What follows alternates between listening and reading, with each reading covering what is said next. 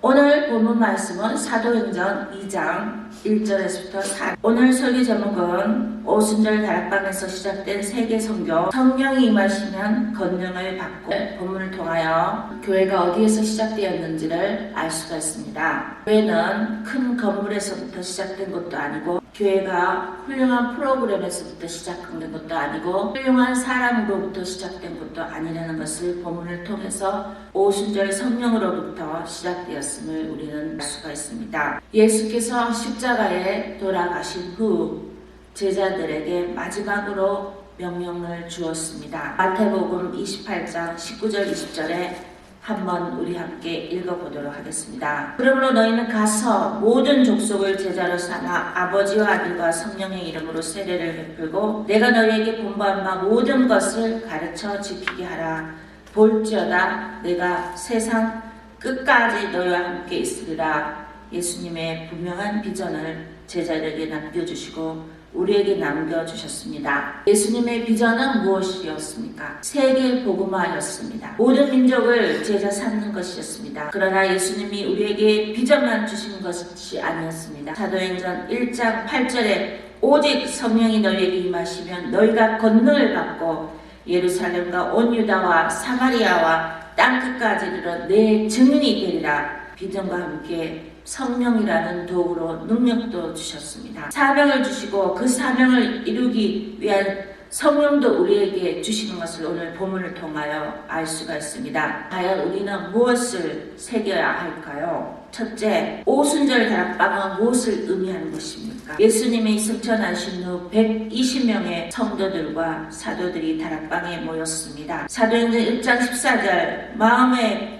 같이 하며 오로지 기도에 힘썼더라. 함께 모였고 함께 기도했고 함께 기다렸고 함께 순종했고 바로 그것이 다락방에 사람들이 모인 장소는 단순한 장소가 아닌 기도의 장소였으며 비전의 장소였으며 그리고 기다림의 장소였으며 말씀의 장소였다는 것을, 그런 장소에 바로 준비된 사람들에게 성령이 나타나심을 우리는 알 수가 있습니다. 두 번째로, 하나님은 다락방을 사용하셨습니까? 왜 하나님은 그 많고 많은 장소 중에 왜 다락방에 오셨을까요? 하나님은 왜 그 크고 높은 로마의 궁전에 나타나지 않으셨고, 왜 성령께서는 거룩한 성전도 사용하지 않으셨고 아주 작은 다락방을 사용하실까요? 하나님은 겸손한 사람을 찾고 계십니다. 겸손한 사람에게 은혜를 주시기 때문입니다. 성령은 기도하는 사람에게 임하는 것입니다. 기다리는 사람에게 임하는 것입니다. 순종하는 사람에게 임하는 것입니다. 오늘날 교회는 회복되어야 됩니다. 오늘날 교회는 큰 건물을 짓는 것에 너무 많은 에너지와 신경을 뺏고 수많은 돈과 에너지를 프로그램에 투자를 하고 그리고 유명한 사람을 불러야만이 부흥이 된다고 생각하고 있습니다. 오늘날 우리는 건물이 아닙니다. 그리고 우리는 유명한 사람이 아니라 그리고 프로그램이 아니라 성령으로 돌아가야만이 교회의 부흥이 있다는 것을 우리는 알 수가 있습니다. 세 번째로 말씀드리고 싶습니다. 성령은 어떻게 임하였습니까? 첫째, 바람처럼 임하였습니다. 사도행전 2장 2절에 급하고 강한 바람 같은 소리라고 했습니다. 사람은 바람을 보지 못합니다. 그러나 바람은 강력합니다. 바람을 통해서 산도, 나무도, 그리고 집도 바람은 보이지 않습니다. 성령도 마찬가지입니다. 보이지 않지만 바람처럼 강력한 그러한 힘을 가지고 있는 것을 우리는 알 수가 있습니다. 눈에 보이지 않지만 사람의 마음을 변화시키고 우리의 영혼을 감동시키고 교회를 변화시키고 나라를 변화시키고 우리의 삶을 변화시키는 것이 바로 성령의 하시는 일입니다. 둘째, 성령은 불같이 임하였다 합니다. 불은 강력한 힘을 가지고 있습니다. 사도행전 2장 3절에 불의 혀같이 갈라지는 것이, 불은 정결을 의미합니다. 모든 것을 태워버립니다. 모든 것을 뜨겁게 합니다. 성령은 우리에게 뜨거움을 주고 우리의 죄를 뜨겁게 태워서 우리를 흰눈처럼 하얗게 우리의 영혼을 빛으로 바꿔줍니다. 성령은 죄를 깨끗게 하시는 분이시고 우리를 회개시키시는 분이십니다. 바로 성령은 불과 같이 우리에게 임하시는 것을 볼 수가 있습니다. 거룩한 복음으로 우리는 새롭게 될 수가 있습니다. 셋째는 말하고 성령은 말하게 하십니다. 사도행전 2장 4절에 성령으로 임하여 말하심을 시작하더라 라고 하였습니다. 사도행전 2장 4절에 성령이 말하시게 하심을 따라 성령 충만의 목적은 체험이 아닙니다. 복을 받는 것이 아닙니다. 복음을 전 세계에 전도하기 위해서 성령을 받은 것입니다. 우리는 오늘 본문을 통하여 성령 충만은 전 세계의 복음을 위해서 하나님께서 주신 선물이며 약속임을 알 수 있습니다.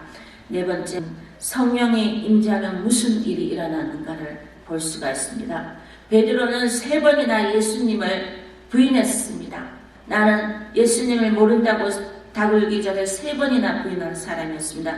그러나 성령이 임하자 사도행전 2장 14절에 베드로가 변화된 것을 볼 수가 있습니다. 베드로가 말씀하면 3,000명이 회개하는 모습을 우리는 볼 수 있습니다. 성령은 사람을 변화시킵니다. 배신자를 충성된 종으로 바꾸어 복음 전도자로 바꿀 수 있습니다. 두려움에 떨던 제자들이 전 세계를 향해 복음을 전할 수 있는 그런 진정한 예수님의 제자로 바꿀 수 있습니다. 실패를 성공으로 바꿔주는 것이 바로 성령의 일이며, 사명을 잃었던 사람들이 사명을 찾게 하는 것이 바로 성령의 일이며, 절망을 소망으로 바꾸게 하는 것이 바로 성령임을 우리는 알 수가 있습니다. 성령의 임함으로 인하여 우리는 열심히 기도하는 성도가 되며 열심히 하나님의 사명을 감당하는 성도가 될 수 있음을 알 수가 있습니다. 다섯 번째, 우리가 살펴봐야 할 것은 오순절이 세계 선교의 시작이라는 것을 알 수가 있습니다. 오순절에 세계 여러 나라의 온 유대 민족들이, 온 유대의 사람들이 예루살렘으로 모이는 것입니다. 맥주 감사들과 같이 그 당시에 많은 사람들이 예루살렘에 모여서 축제를 열기 위해서 모이는 그날에 바로 성령이 오셨다는 것입니다. 하나님께서는 우리에게 가장 좋은 날에 성령을 보내주셨습니다. 우리는 하나님의 때와 우리의 때가 다르다고 컴플레인을 합니다. 그러나 오늘 성경 말씀을 보면 하나님의 때는 때를 바라보는 자, 하나님의 때는 가장 정확한 때, 가장 좋은 때 온다는 것을 본문을 통해서 우리는 알 수가 있습니다. 사도행전 2장 5절에 천하 각국으로부터 온 경건한 유대인들이 하나님이 그들의 언어로 복음을 듣게 하셨다고 말씀하였습니다. 오순절은 단순한 부흥회가 아닙니다. 세계 선교의 시작이었습니다. 만약 한 번도 영어를 사용하지 않았던 사람이 영어로 방언을 하는 것을 자기 언어로, 한국인이 영어를 하는 사람의 방언을 듣고 그것을 한국어로 이해하는 그런 역사가 오순절에 일어났던 것입니다.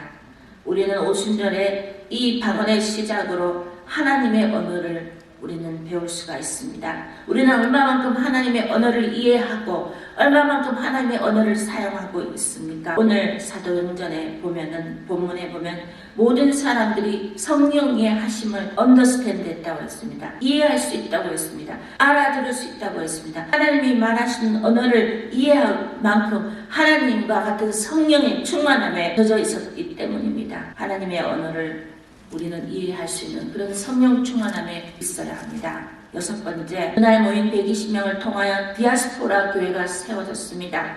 디아스포라의 교회는 어떤 교회입니까? 바로 그날 오순절날에 120명을 중심으로 해서 그때 모였던 전 세계 유대인들이 전 세계로 뻗어나가서 복음을 전하면서 핍박받으면서 이루어진 그러한 교회가 바로 성령으로 이루어진 디아스포라의 교회가 이루어졌음을 볼 수 있습니다. 바울의 선교 사역을 통해서 바울은 그리스도와 로마 2차 여행 3차 여행에 이르기까지 오순절 사건이 그렇게 역사하며 각국마다 교회가 세워지는 것을 우리는 볼 수 있습니다.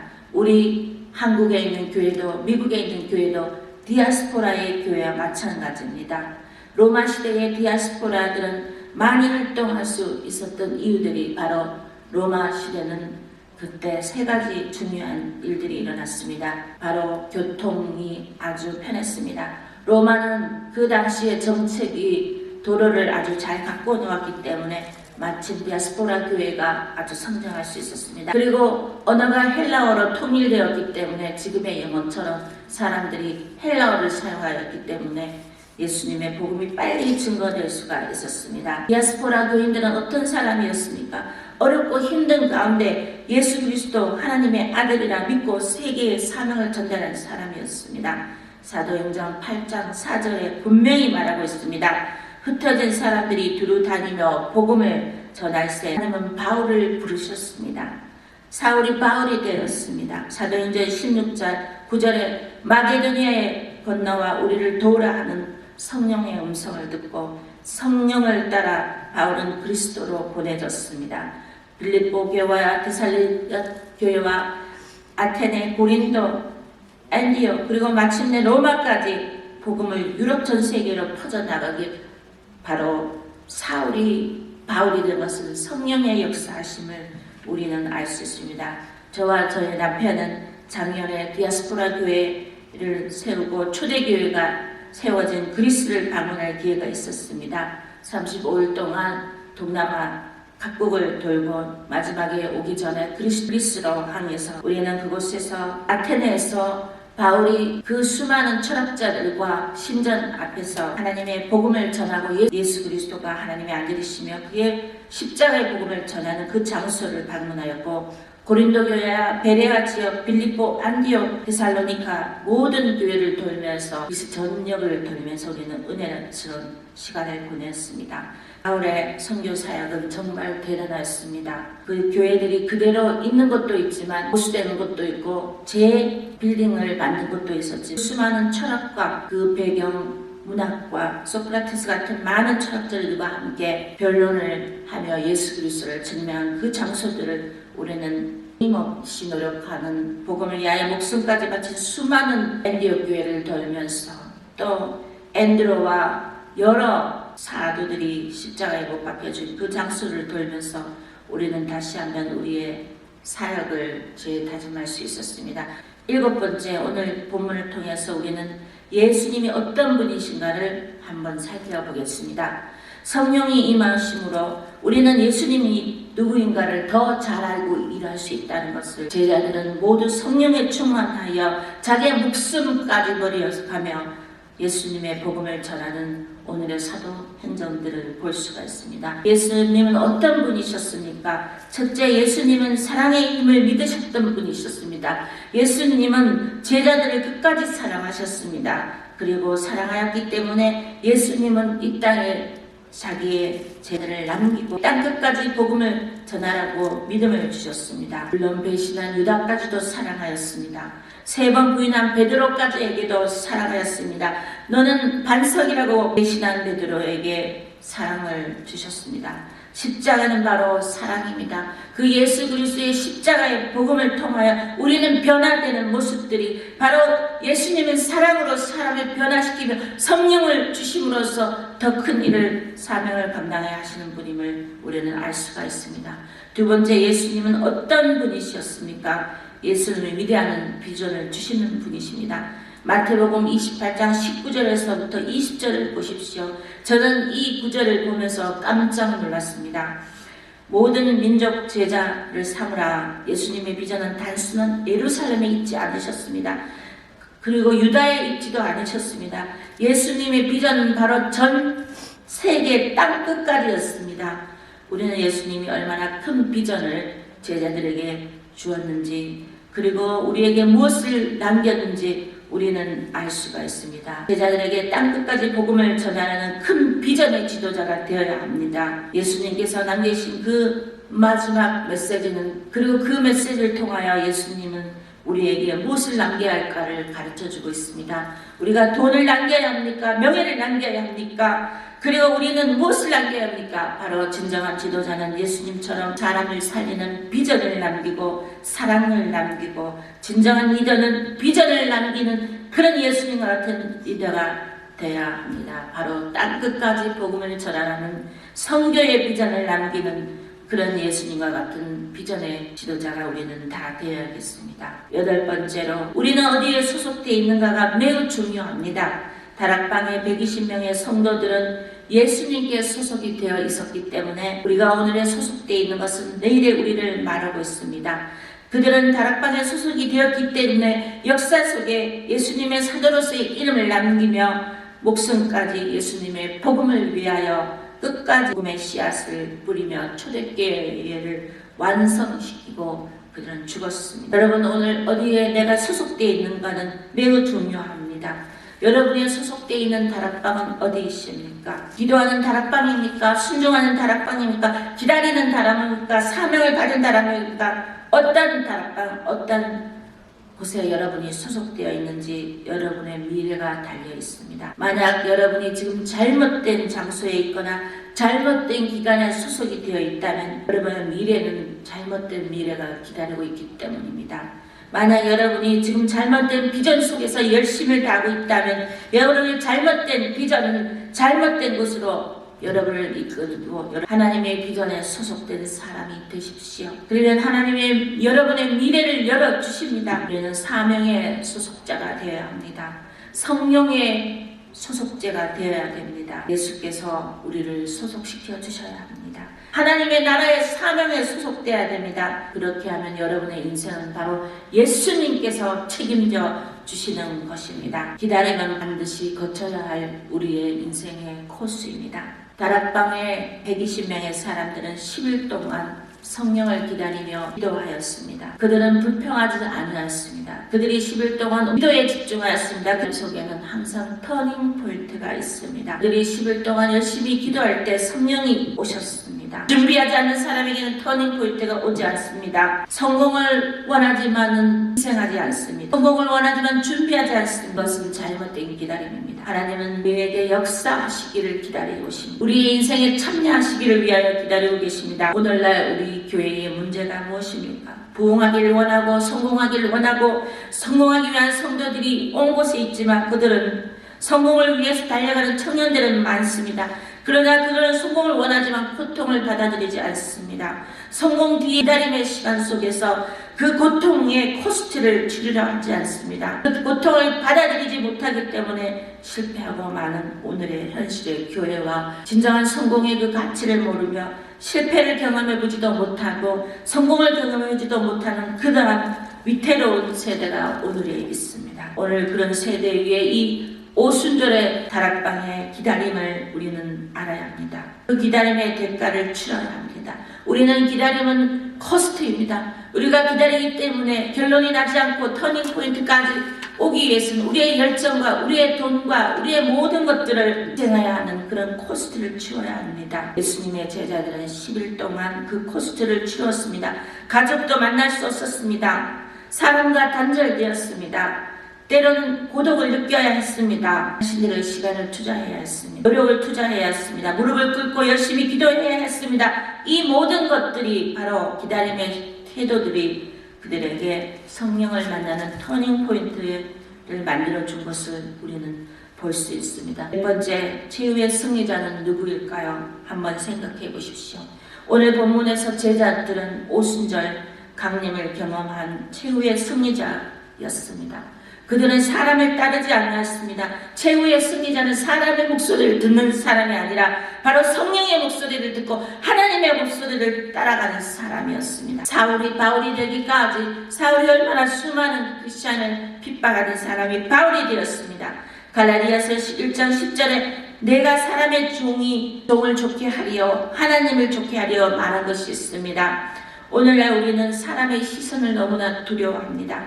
사람의 평가를 두려워합니다. 다락방은 사람을 바라보는 것이 아닙니다. 하나님을 바라보며 하나님의 평가를 바라보며 하나님의 목소리, 오순절에 나타난 그 성령의 목소리를 이해하며 걸어가는 사람의 바로 승리자인 것입니다. 결론적으로 오늘 사랑하는 성도 여러분, 오순절의 다락방이 바로 성령의 시작이었습니다. 교회의 시작이었고 세계 선교의 시작이었습니다. 그리고 오늘 예수 그리스도께서는 어떤 분이신가? 예수님은 사랑의 리더셨고 비전의 리더셨고 사람을 포기하지 않으시고 그리고 믿음으로 그리고 성령을 공급해 주신 진정한 리더시며 진정한 약속을 지키시는 리더였습니다. 성령이 마시면 우리는 변화될 수 있다는 것을 우리는 확인하였습니다. 우리는 알 수 있습니다. 축원합니다. 여러분 모든 교회가 성령이 임하여 여러분의 가정에 성령이 임하고 여러분의 사역에 성령이 임하고 여러분의 가슴 속에 예수 그리스도의 성령이 임하여서 변화되기를 축원합니다.